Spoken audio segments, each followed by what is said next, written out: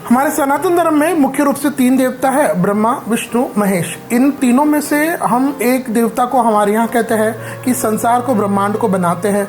दूसरे देवता को हम ये कहते हैं कि वो इस ब्रह्मांड को चलाते हैं। तो वही महादेव के लिए यह बात सर्वविदित है, जग प्रसिद्ध है कि महादेव इस संसार का प्रलय कर देते हैं। उसका जब यह सतयुग, त्रेता, द्वापर, कलयुग, चारों युग समाप्त हो जाए, उसके बाद इस संसार का प्रलय करने की जिम्मेदारी महादेव की है, भगवान शिव की है। लेकिन क्या आप जानते हैं, भगवान महादेव सिर्फ संसार का प्रलय नहीं करते, वे हमारे मन के अंदर जो काम, क्रोध, लोभ, मोह, मत्सर, ऐसे जो शय शत्रु है ना जी, इनका भी प्रलय करते हैं, इनका भी दमन करते हैं, इनका भी शमन करते हैं।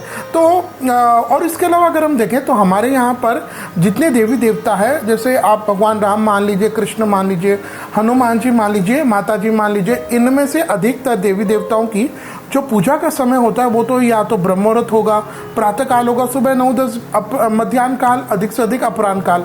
लेकिन क्या आप जानते हैं, देवादिदेव भगवान महादेव की पूजा का सर्वोत्तम समय होता है प्रदोष काल। प्रदोष काल यानी सूर्यास्त के बाद के 144 मिनट, जिसको हम लोग प्रदोष काल कहते हैं। तो यही प्रदोष काल जब महादेव का प्रिय समय है, तो इसी प्रिय काल के कारण ही जो हर महीने के कृष्ण पक्ष की और शुक्ल पक्ष की त्रयोदशी तिथि आती है, उस दिन को हम प्रदोष व्रत कहते हैं। और उसी दिन प्रदोष काल में, शाम काल में, सूर्यास्त के बाद महादेव की पूजा होती है। इस प्रदोष वाले व्रत के दिन महादेव की पूजा पाठ करने से हमारे द्वारा जाने अनजाने में जितने भी पाप हुए हैं, हमने जानबूझ करके किए, हमसे हुए हैं, इन सब से हमें मुक्ति मिलती है और अंत में महादेव के चरणों की भक्ति हमें मिलती है।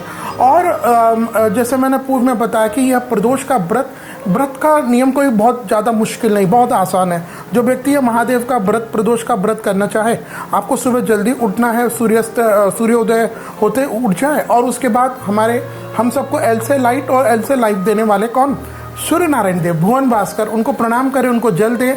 और जल देने के बाद आपके घर में जो महादेव जी के अगर लिंग है, शिवलिंग है, तो उसको जलधारा चढ़ाए, उसको जल चढ़ाए, उसका अभिषेक करें। और ओम नमः शिवाय, इस महामंत्र या ओम नमः शिवाय का तो मंत्र अद्भुत है साथियों, है ना। हमारे शास्त्रों में इन्हीं का वर्णन ज़्यादा किया हुआ है। तो इस ओम नमः शिवाय, इस मंत्र की आप माला फेरिएगा। फिर उसके बाद आपके घर के आसपास कहीं शिवालय है, शिवालय यानी शिव का आलय, जहाँ भगवान शिव, आलय यानी निवास, जहाँ रहना, जहाँ शिव रहते हैं, उसको हम लोग शिवालय कहते हैं। तो अगर आपके घर के आसपास कहीं भगवान शिव जी का मंदिर है, तो वहाँ आप जाएं और वहाँ ज्योतिर्लिंग को जल देना। जल देते समय इस बात का ध्यान रखें कि जब आप जल दे रहे हैं, तो जो आप पानी लेकर के महादेव की शिवलिंग पर चढ़ाएंगे, वो जल व पानी आप अपने साथ में घर से लेकर के जाइएगा, है ना। तो मंदिर में तो ठीक है, व्यवस्था हो ही जाती है, लेकिन हम अपने घर से लेकर के जाए तो वह महादेव को और ज़्यादा प्रिय होता है।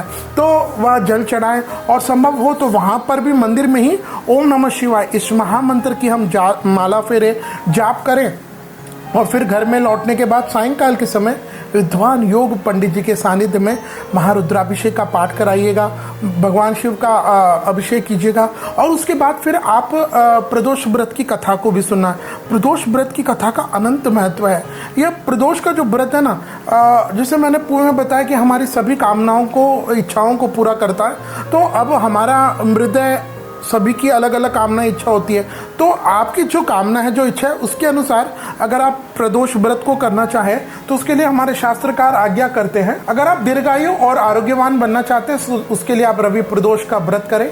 अगर आप अपने ग्रहों की दशा को ठीक करना चाहते हैं, अभिष्ट सिद्धि या कोई कामना है उसकी पूर्ति करना चाहते हैं, तो सोमवार से यानी सोम प्रदोष व्रत से अपने प्रदोष व्रत को प्रारंभ करें। अगर आप रोग से मुक्ति पाना चाहते हैं, आप अच्छा स्वास्थ्य पाना चाहते हैं, तो आप भौम प्रदोष व्रत यानी मंगलवार से अपने व्रत को प्रारंभ कर सकते हैं। अगर इसके अलावा अगर आप चाहते हैं कि आपकी सारी जितनी कामना इच्छा है वे सभी पूर्ण हो जाए, तो आप सर्व कामना की सिद्धि के लिए बुधवार से यानी बुध प्रदोष व्रत से अपने प्रदोष व्रत को प्रारंभ कर सकते हैं।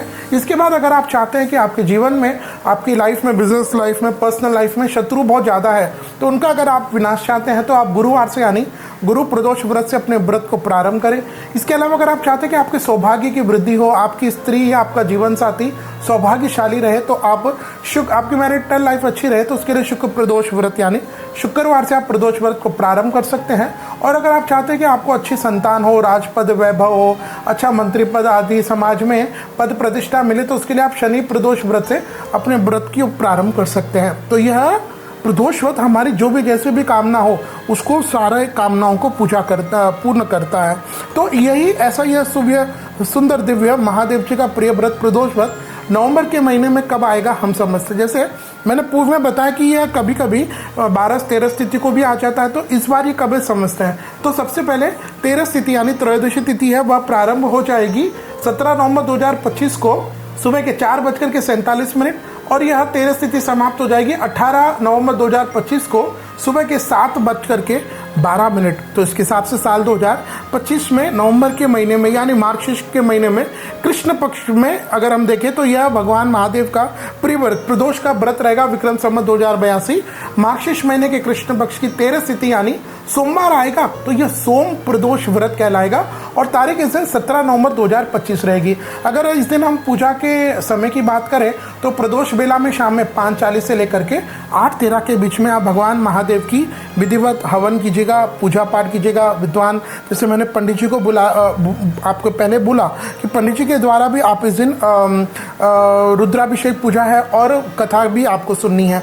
और कथा में भी ध्यान दीजिएगा, वार के अनुसार हमको कथा सुननी है। अगर मान लीजिए उस दिन सोमवार आ रहा है तो सोम प्रदोष व्रत की कथा सुने, मतलब जो प्रदोष की व्रत की कथा है उसके अलावा हर जो 7 वार है उनकी कथा भी अलग अलग है, उनकी महिमा भी अलग है, उनके रिजल्ट भी अलग है। तो प्रदोष की व्रत की कथा तो आपको सुननी है, लेकिन उसके साथ साथ आप जो वारानुसार जो प्रदोष व्रत की कथा होती है उसको भी अवश्य सुनिए सायंकाल में। और रात्रि में भगवान महादेव भगवान शिव का ध्यान स्मरण करके आप निद्रा को प्राप्त करें। तो इस तरह जो व्यक्ति यह भगवान शिव जी का प्रिय प्रदोष का व्रत करता है उसकी सारी कामनाएं इच्छाओं को पूर्ण करने की जिम्मेदारी भगवान महादेव की होती है। और हमारी जितनी कामनाएं इच्छा हैं ये तो पूर्ण होती है, लेकिन बाद में हमें महादेव के चरणों की वह दिव्य प्रेम आशीर्वाद भी प्राप्त होता है।